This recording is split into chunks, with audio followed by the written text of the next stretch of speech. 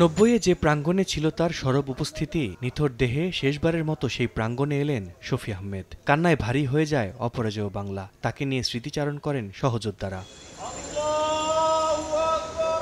মঙ্গলবার সকাল 11টায় ঢাকা বিশ্ববিদ্যালয়ের কেন্দ্রীয় মসজিদে অনুষ্ঠিত হয় শফি আহমেদের দ্বিতীয় জানাজা।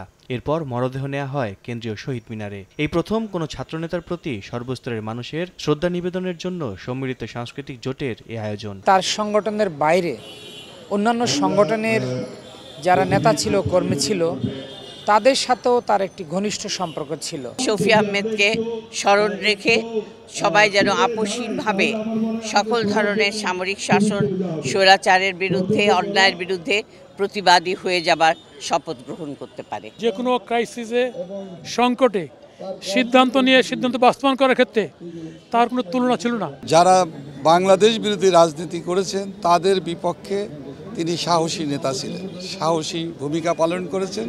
তিনি একজন বিচক্ষণ মানুষ ছিলেন, বিচক্ষণ ছাত্র নেতা ছিলেন। নগদে 500 টাকা বা তার বেশি পেমেন্টে পেতে পারেন ঢাকায় জমিসহ 20 কোটি টাকার পুরস্কার।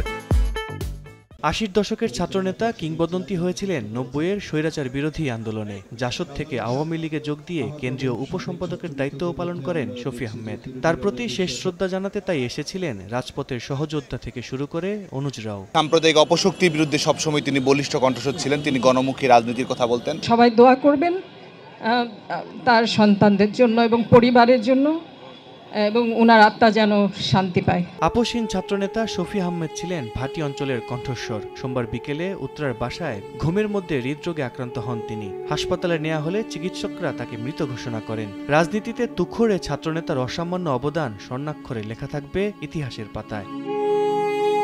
আল কাসির, সময় সংবাদ, ঢাকা।